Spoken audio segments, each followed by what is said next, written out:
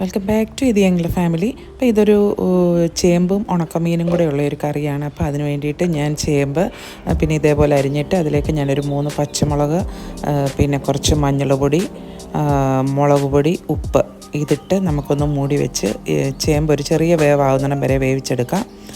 എന്നിട്ട് നമുക്കതിലേക്ക് പിന്നെ മീനും കൂടെ ചേർക്കാം. മീൻ ഞാൻ പല്ലിക്കോരയാണ് എടുത്തേക്കുന്നത്. അപ്പോൾ കുറച്ച് നേരം വെള്ളത്തിലിട്ട് അതിൻ്റെ ഉപ്പൊക്കെ ഒന്ന് പോയിട്ട് വേണം വൃത്തിയാക്കി എടുക്കാനായിട്ട്. പിന്നെ അതിലേക്ക് ഞാൻ പുളിയും വെള്ളവും കൂടെ ഒഴിക്കുന്നുണ്ട്. അപ്പോൾ അതും കൂടി ഇട്ട് നമുക്ക് മൂടി വെച്ച് ഒന്നുകൂടെ അത് വേവിച്ചെടുക്കാം. പിന്നെ വേണ്ടത് അതിന് വേണ്ട അരപ്പൊക്കെയാണ്. അപ്പോൾ നമുക്കിത് വേവുന്ന സമയം കൊണ്ട് നമുക്ക് അരപ്പെടുക്കാം. അപ്പോൾ ഇതിന് വേണ്ട അരപ്പ് ഞാനൊരു കപ്പ് തേങ്ങ എടുത്തിട്ടുണ്ട്. പിന്നെ അതിലേക്ക് ഞാൻ കുറച്ച് എരിവിനും കൂടെ 2 പച്ചമുളക് ഇട്ടിട്ടുണ്ട്. കുറച്ച് മഞ്ഞൾ പൊടി, കുറച്ച് മുളക് പൊടി.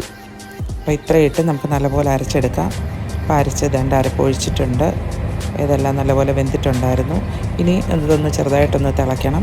അപ്പോഴത്തേക്ക് നമുക്കിതിന് വേണ്ട കടുകും കൂടെ പൊട്ടിക്കണം. അതിന് വേണ്ടിയിട്ട് നമുക്ക് കടുക്, ഉലുവ, പിന്നെ കുറച്ച് ഉള്ളി,